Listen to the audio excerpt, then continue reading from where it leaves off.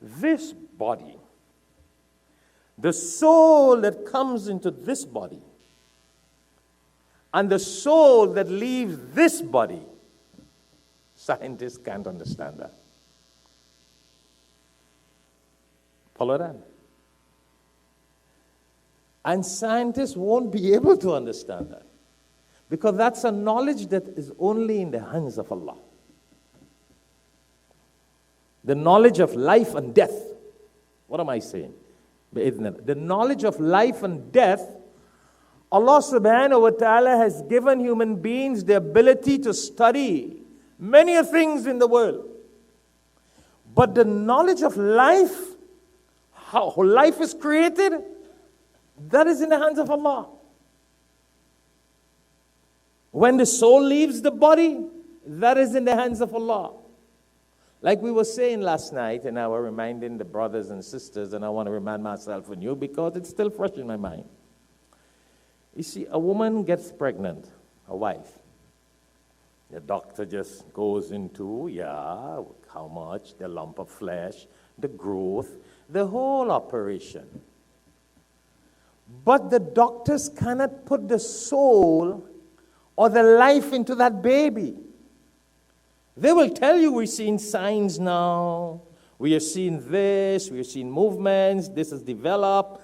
Yeah, they study what they see, which is fantastic. It's a knowledge that Allah has given to human beings. But that life, that soul that Allah has created, which is beyond the understanding of human beings.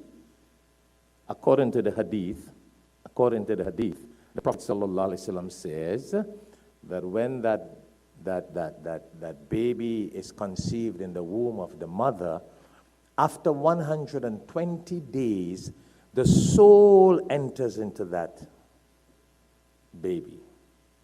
120 days, the soul, the ruh. And when that soul enters that baby's body or formation that we would know, the lifespan of that baby is also written at that time. No human being on this earth can look at the birth of a baby, and unless the baby is sick or there's some medical, biological technicality and they study it, that's a whole different thing. That's a different thing. But the soul in that body, Allah has written if that soul will be there for 10 minutes. I remember doing a janazah for a baby here that lived for only 15 seconds. 15 seconds. All right? So Allah has written if that soul will remain in that body for 15 seconds, 15 years, 50 years, or 100 years, or 120 years. That knowledge is in the hands of Allah. Brothers and sisters, Allah kept that knowledge.